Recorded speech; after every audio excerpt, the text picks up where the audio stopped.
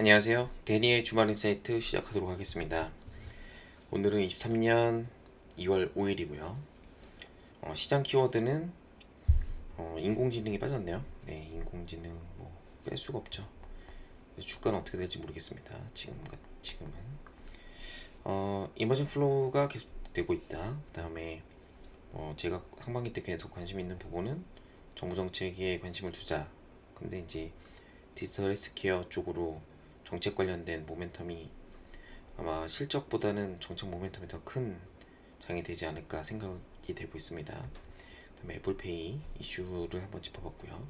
일단 이머징 플로우는 어, 계속 외국인들이 들어오고 있어요. 예. 근데 이 들어오는 게 다 이제 제 거가 아니기 때문에 이제 마음이 아프죠. 왜냐하면 포트 수익률을 하고 시장이 오르는 거랑 좀 괴리가 있을 수 있습니다. 차라리 인덱스를 사놓고 그냥 기다리는 게 더 마음 심적으로 편안할 수도 있는 그런 시장입니다.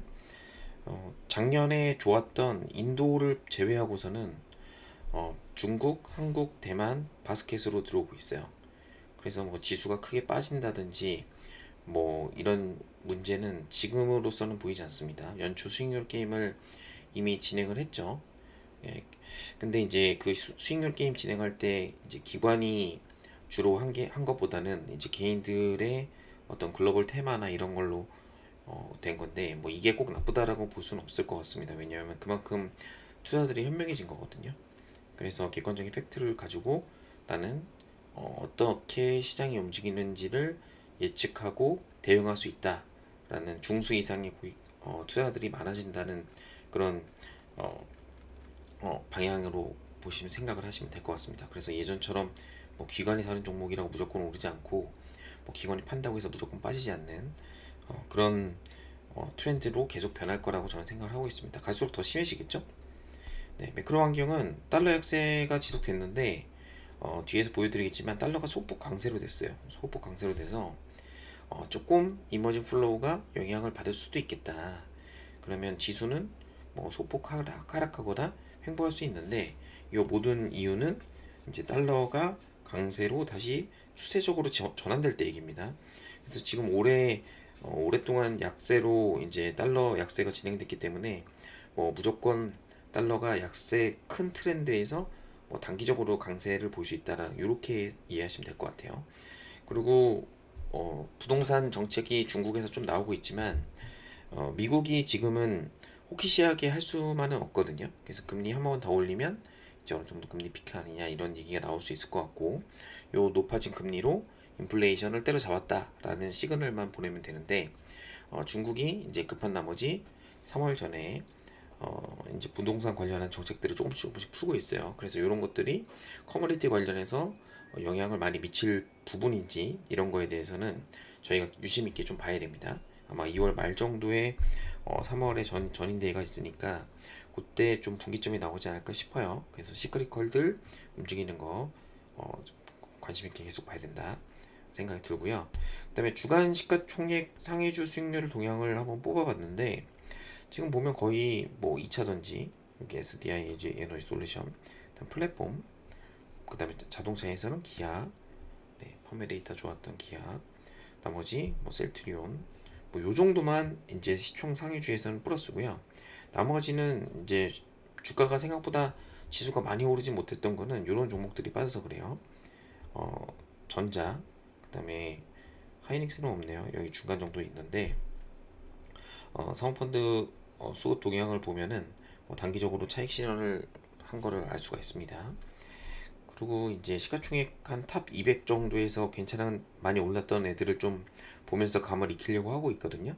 그래서 여기 보시면 케어젠, 그 다음에 WCP 2차전지, 그 다음에 삼성중공업, 대우조선해양 등 조선이 나왔죠. 네, 조선 실적 토론 라운드가 나왔는데 사실 뭐 그렇게 관심 있던 건 아니어가지고 놓쳤는데 어쨌든 뭐 SM, 효성 TNC, 에코프로비엠 뭐 이런 것들 CJ ENM이 이제 추격하고 있네요.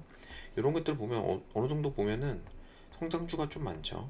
네, 성장주들이 포스코 케미칼 이런 것들 뭐 멀티플 이런 거 보면은 성장주들이 많기 때문에 어느 정도 성장주의 반등은 나왔다라고 보시면 될 것 같아요. 연초에 보면 신기하게 주간 루저였던 이제 건설 철강 은행들이 연초에 셌거든요.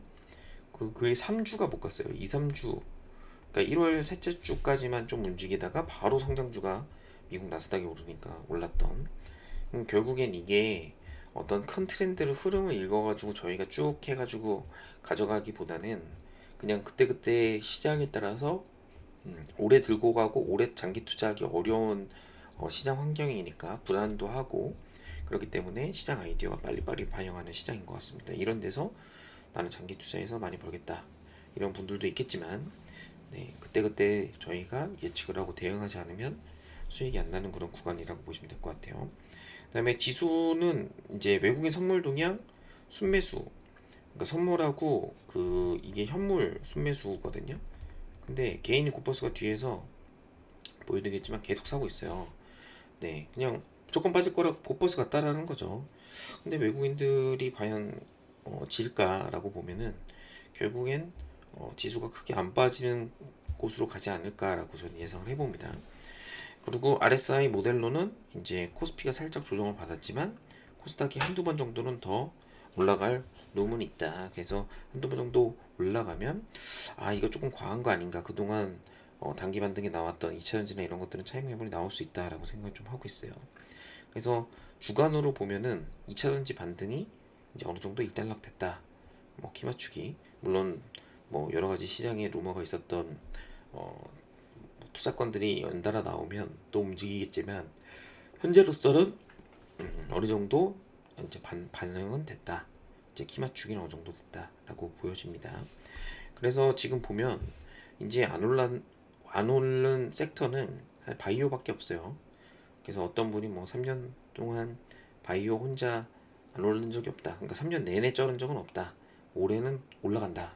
라고 하는데 아마 여름에서 하반기부터는 금리 인상이 제한이 되면 3월에 이제 저희가 이제 감사 보고서 나오잖아요. 이제 어려운 바이오 갭 몇 개 퇴출되고 나서는 어느 정도 여름부터는 좀 괜찮지 않을까 싶은데 이제 주가는 선반영이기 때문에 뭐 3월, 4월 오히려 악재 해소를 보내고서 또 움직일 가능성이 있습니다. 그래서 뭐 알테오젠, 레고캠, 피플바이오 등 이제 바이오 관련된 종목군들은 어느 정도 지금 개별적으로 움직이고 있다라고 보시면 될 것 같아요. 요거는 이제 장 만든 시에 트렌드를 좀 보려고 만들어 놓은 모델인데 두 달 동안 낙폭화돼 그 다음에 주간 상위 수익률 상위 종목들 쭉 보면은 트렌드가 조금 보이거든요. 그래서 보면 머니골딩스, 오픈엣지, 뭐 라운테크 펀더멘탈 좋은 회사죠. 노바텍, 신세계건설, 포바이포 뭐 요정도만 이제 시장에서 조금 보고 있는 SMU 뭐 요정도 보는 거고 그 외 종목군들 중에 뭐 대형주나 이런 것들이 사실 보이지 않습니다. 어느 정도 반등이 나왔다고 저희가 생각이 들고 있어요. 그래서 최근에 한 1, 2주 동안 강했던 종목들이 차익 실현이 나올 수 있다라고 생각을 좀 하고 있고요. 그래서 이런 종목군을 제가 뽑아봤고 관심 있게 보시면 될 것 같습니다. 시장에서 갑자기 우주 테마가 붙어서 요거는 이제 지난주랑 비슷한 내용이고요. 이제 요 부분만 추가가 됐어요. 그래서 지금 네이버가 등장했다. 그래서 네이버가 등장하면서 카카오도 같이 가고 네이버, 하이클로바가 어떤 역할을 할 것인가. 보니까 파라미터 학습 매개 변수가 이제 오픈 AI가 1750억 개인데 네이버도 2040개네. 그러면 오픈 AI 뭐 조단위 투자 받았으니까 네이버도 막 약간 이런 좀 드립이 나올 수 있다. 그래서 이제 네이버가 이제 끌고 가면 이제 네이버 관련된 업체들이 지난주 목금 이렇게 해서 움직였죠. 알체라, 그다음에 플리토 이런 애들 움직였던 걸로 제가 기억이 납니다. 그래서 지금 보면 이제 거대 AI를 가진 기업들의 가치 평가가 리레이팅이 되고 있고 이제 네이버도 어떻게 보면 한국에서 유일하게 한국어 데이터를 갖고 이제 뭐라고 하냐 구글의 이제 공격에서 저희가 유일하게 방어를 했었죠. 가까운 나라나 이런 곳도 보면은 대부분 뭐 중국 빼고는 구글이 많이 잡았는데 시장 경제에서는 구글 이외에 독자적인 국내 기업들의 플랫폼을 가지고 있는 게 이제 네이버가 좀 유일하긴 합니다. 그래서 한국어가 굉장히 어렵다 이런 얘기 저희가 알고 있는 것처럼 이런 것들이 좀 움직였다고 보시면 될 것 같고, 이제 네이버가 계속 가면은 뭐 이런 애들도 같이 움직일 가능성이 좀 있겠죠. 네, 그 다음에 새로 이제 좀 찾아본 건데요. 애플페이 관련해서 사실 지겹죠. 작년 11월부터 이제 이슈가 있었습니다. 요거는 한번 언급드린 적은 있는데 뭐 종목이나 이런 것보다는 그냥 뉴스나 이런 것들 위주로, 그 저 같은 애플파들, 애플 유저들은 굉장히 관심이 많죠. 네, 관심 많은데 이것 때문에 카드를 발급받는다라는 거는 잘 모르겠습니다. 왜냐면 어차피 다 된다라고 보시면 될 것 같고, 한국 카드사 점유율은 신한카드, 삼성카드, 현대카드, 국민카드 순인데 보시면 거의 비슷합니다. 그래서 현대카드가 이제 최근에 뭐 할인점이나 이런 데서 공격적인 영업을 해가지고 MS를 많이 올린 걸로 알고 있거든요. 그래서 현대카드가 배타적 사용권을 원했지만 결국엔 애플페이 관련해서 초기 출시 선점 효과 정도만 누릴 거다. 그래서 NFC를 현대카드가 공짜로 다 깔아주겠다는 거예요. 그래서 이런 것들이 여전법에 문제가 되냐 해서 금융당국이 했는데 오케이가 됐죠. 문제가 없습니다 라고 나왔습니다. 그럼 애플이 왜 이런 것들을 갑자기 도입을 할까라고 생각을 해보면, 지금 애플 그 무적의 애플 걱정은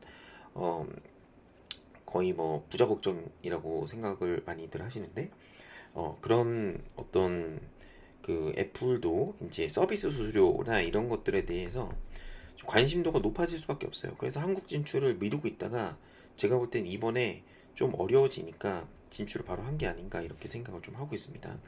그래서 애플이 현재는 오프라인만 진출을 해요. 오프라인 진출하면은 가장 떠올려야 되는 것들이, 오프라인 결제에는 벤이 들어갑니다. 온라인 결제에는 피지가 들어가요. 그래서 지금은 피지의 영역은 아니에요, 사실은. 아니고, 일단 벤의 영역인데, 뭐 이거는 뭐 제 개인적인 생각입니다만, 과연 애플페이가 해서, 애플페이로 제가 옮겨가면, 삼성페이를 쓰다가 애플페이로 옮겨가면 결제 빈도가 늘어날까요? 그러니까 결국엔 전체 결제 빈도는 Q는 똑같거든요. 근데 이게 그냥 어차피 벤사들은 멀티플 뭐 7배, 10배 수준이니까 이익도 나네. 그러니까 멀티플 올리자. 이런 띠으로 가는 겁니다. 결국엔 지금 뭐 모멘텀 장세인 거죠, 결국엔. 네, 그래서 1차적으로는 오프라인 벤이 수혜라고 하지만 뭐 결론적으로는 도찐 개찐이다 라고 생각이 들고, 오프라인 벤을 가지고 있는 회사들은 제가 옛날에 현역 시절에 분석했던 업체들이 날씨정보통신, KG니시스, NHN 한국사이버결제 이렇게 되고 있고요. 추후에 만약에 애플페이가 온라인으로 된다 그러면 온라인 피지사를 갖고 있는 것들은 요 세 개 업체도 다 온라인 피지를 갖고 있습니다. 날씨정보통신도 갖고 있고 KG니시스도 갖고 있고 NHN 한국사이버결제는 게다가 애플 마스터 PB를 좀 하고 있죠. 그러니까 NHN 한국사이버결제도 어느 정도 또 관심이 붙을 가능성이 있다. 여기 올라가면 애플 온라인 진출도 하나? 이런 뉴스 나오면 아마 바로 이게 뭐 반등하지 않을까 싶습니다. 그래서 이제 모바일 간편 결제가 생각보다 데이터를 찾아봤더니 21년도에 221조 원, 5년 평균 CAGR이 57%, 연평균 57%씩 성장을 했어요. 그래서 국내 민간 결제액의 20%까지 이제 간편 결제가 올라왔는데, 사실 애플 요 관련된 것들은 대부분 오프라인입니다. NFC를 이용한 오프라인 결제이기 때문에 온라인 결제랑은 사실 상관없는데 그냥 간편 결제 시장을 한번 본 거죠. 왜냐하면 애플이 온라인 진출하면 누가 제일 문제일까라고 보면은 1위가 네이버 페이이기 때문에 네이버 페이가 온라인에서 애플 결제한테 밀린다고 치면 조금 영향을 받을 수도 있겠다라고 생각을 하시면 될 것 같습니다. 그래서 애플페이 관련된 인덱스를 보면은 22년 11월부터 이제 거의 모멘텀이 이제 거의 종료돼서 이제 완전히 연초에 이제 빠가졌다가 지금 다시 올랐는데 정고점을 뚫은 건 아니거든요. 그래서 연초 대비 주간 상승률을 하고 이제 연초 대비 수익률을 보시면은 뭐 한국정보통신 보면 38%, 21%, 한 10%. 그러니까 이제 지난 주간에 다 오른 거예요. 그러니까 약간 예전에 STO 제가 말씀드릴 때도 그 다음에 인공지능 말씀드릴 때도 이게 지금 이거 올랐잖아요. 오르기 전에 얘기하지. 그게 아니라 그거 다 맞추면은 왜 이거 하고 앉아있습니까? 이제 따라가는 거죠. 저희가 예측해서 오를 거를 따르는 게 아니라, 이런 현상이 발생했으니까 살까 말까 이렇게 고민을 하는 겁니다. 그래서 인공지능하고 STO 한 주씩 다 말씀드렸는데, 과거 영상들을 찾아보시면은 애플페이 안 늦었나? 이런 생각이 드는 거죠. 주간 수익률로 보는 아이디어를 보면은 키워드를 한번 볼게요. 키워드 인공지능. 네, 인공지능. 근데 신기한 게 있는 게 피부 미용, 바이오, 딕텍터, 의료 정보. 이거 다 바이오 신약. 이거 다 헬스케어입니다. 의외로 헬스케어가 움직이고 있어요. 네, 뭐 가전의 위니아, 뭐 이런 것들. 그래서 조선 같은 경우는 대우조선해양 이런 것들 움직였는데, 어쨌든 요런 인공지능 관련 띵과 하고 의료정보 쪽에서는 이제 유백케어가 두각을 나타내고 있고, 광고 경기가 이제 바닥을 섰다 이런 얘기가 나오면서 인크로스 같은 게 움직이고 있고요. 네, 지난주에 이제 설설설 이런 거 참고하시면 될 것 같고, 컨트롤 시장 읽기 짧게 말씀드리겠습니다. 어떤 분이 너무 긴 거 아니냐, 왜 이렇게 주저리 파저리 얘기하냐 하는데, 그만큼 제가 많이 보는 거죠. 주말에 많이 보는 거를 짧게 얘기하고 싶은데 헷갈리니까 이제 길게 얘기하는 거죠. 뭐 지금 사세요 파세요 얘기 아니니까. 네, 코스피 코스닥 3개월 신고가 유지하고 있습니다. 코스닥 뭐 0.1% 밀렸지만 의미가 없는 거고요. 근데 당연히 미국 대비 한국이 우위에 있어요. 고점 대비 낙폭이. 그러니까 한국 반등이 더 세다는 거죠. 그리고 코스닥 같은 경우에는 이제 나스닥하고 비교를 해보면, 나스닥은 엎치락 뒤치락 하고 있지만, 뭐 위에 있으면 나스닥이 이제 아웃퍼폼한 거죠. 밑에 있으면 코스닥인데, 성장주 할 거면 그냥 미국 해라, 뭐 약간 이런 얘기입니다. 하지만 지금 전반적인 시장이 미국 고점 대비 하락률보다는 한국이 조금 더 유리해요. 작년에는 이런 적이 거의 없었어요. 네, 그래서 이 부분을 참고하시면 될 것 같고, 연초 대비 수익률을 보면 코스피 코스닥이 위에서 네 번째입니다. 근데 요 네 개들의 특징이 있어요. 필라델피아, 나스닥, 코스닥, 코스피의 특징이 뭐냐? 작년 4분기 꼴찌예요. 작년 4분기 꼴찌했던 애들이 갑자기 우등생이 쳐간다. 3개월 수익률 볼까요? 3개월 수익률 코스닥 아직 중간에 있고 코스피 밑에 있습니다. 1개월 수익률 보면은 코스닥, 코스피 이제 올라오고 있어요. 그러니까 연말 연초나 작년 12월, 1월에 굉장히 언더퍼폼한 거예요. 한국이 지금 키 맞추기를 하고 있고, 이렇기 때문에 이쪽 부분이 한국이 아직은 낙폭과대 국면에서 조금 정상화된 수준으로 저는 판단을 하고 있습니다. 그렇기 때문에 미국이 3% 빠진다고 한국도 3% 빠질 이유는 없다. 반도체 같은 경우에 바이오 반등이 나오면서 조금 신호가 애매해졌죠. 네, 그래서 아웃퍼폼 구간에 있긴 있습니다만, 이게 이제 보통은 이제 뚫고 이렇게 가야지 의미가 있는데 아직 추세가 나오진 않고 있어요. 그래서 반도체는 그냥 옆으로 횡보하거나 아니면 시장 정도만 움직일 가능성이 있다라고 퀀트가 얘기해주고 있고요. 그 다음에 오늘 좀 중요한 거는 외국인의 코스피 순매수와 그 다음에 개인들의 고퍼스 동향을 보면 지금 뭐 거의 뭐 지금 네가 이기네 내가 이기네 이렇게 싸우고 있습니다. 그래서 연초부터 외국인의 순매수는 꺾이지 않았다라는 부분, 이 부분에서 저희가 어느 정도 지주가 지금 이 정도면 단 거 아니야? 주식 팔고 좀 쉬어야 되는 거 아니야? 약간 이런 얘기는 1월달에 너무 스윗했는데 약간 이런 얘기가 있는데, 외국인의 동향은 아직 꺾이지 않았다. 이게 이제 시작일 수 있거든요.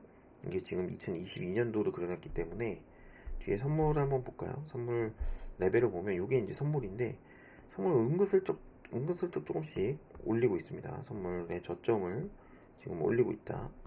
네, 그래서 지수가 잘 안 빠지죠. 근데 저희가 지금 보면은 옛날에 저희가 잊어버려서 그렇지 1년만 지나면 잊어버리잖아요, 보통. 20년도에 이렇게 확실했던, 코로나 때 확실했던 구간이 있습니다. 뭐 이 구간처럼 나오진 않겠죠. 경기 개선이 단계되는 거 아니니까. 하지만 지금 요 레벨에서 지금 이렇게 바닥에서 긴 지가 지금 2022년 21년 말부터 급락해서 여태까지 줬으니까, 그러니까 저희가 여기서 느낄 수 있는 거는 뭐 요 정도까지, 뭐 전고점까지는 아니더라도 요 정도까지는 열어놔야 되는 거 아니냐. 그러면은 3천까지는 아니더라도 오 하다가 2,800 일 수가 있다. 다만 지수의 상승은 그냥 미래를 예측하는 거기 때문에 아무 예측이 의미가 없지만 너무 겁먹을 필요는 없다. 이러다가 이제 5% 빠지면 또 도망가야죠. 어찌됐든 외국인이 순매수로 코스닥도 강하게 전환하고 있다. 네, 주간으로 보면 이제 5천억을 샀습니다. 네. 그 다음에 삼성전자 보면 개인이 스스스스 팔아요. 세게 파는 건 아니거든요. 그렇기 때문에 전자도 스스스스 옆으로 기면서 이제 조금씩 오르게 이러지 않을까. 콘트랑 반대기 때문에. 그 다음에 이제 달러가 이제 제가 조금 우려되는 거는 이제 달러가 이렇게 강세로 전환되는 경우 이제 이머징으로 들어오는 돈들이 줄어들게 되죠. 줄어들면 이거 뭐지 하면서 지수가 이제 뚝뚝뚝뚝 빠지는 힘이 없어지는 그런 구간으로 가게 됩니다. 이게 호주 달러도 조정이 좀 나왔죠. 코발트 가격이 빠진 게 좀 인상적이고 나머지는 뭐 큰 건 없었습니다. 그 다음에 제약바이오 외국인들 비중을 보면 외국인들 비중이 이렇게 하다가 조금 꿈틀하니까 이제 셀트리온 올랐죠. 네, 그래서 바이오도 뭐 지금 단계에서는 뭐 아주 무시하고 이럴 건 아니다 라고 보시면 될 것 같아요. 그래서 RSI 이제 지수를 보면 지난주에 피커 치고 확실히 조정은 나왔어요. 조정은 나왔지만 뭐 지수가 꺾인 건 아니고 오히려 코스닥이 전고점을 뚫고 올라가고 있는 상황인데 이제 한두 번 더 오르면 어느 정도 시그널이 나오겠죠. 그래서 많이 먹은 코스닥 종목은 이제 차익 실현이 좀 필요한 국면일 수 있다. 이런 부분에 대해서 제가 말씀을 드린 겁니다. 뭐 약간 제가 이제 원래 바텀업으로 중소형주 많이 보던 게 이제 전문인데 요즘에 자꾸 이제 테마나 뭐 이런 거 위주로만 얘기를 하다 보니까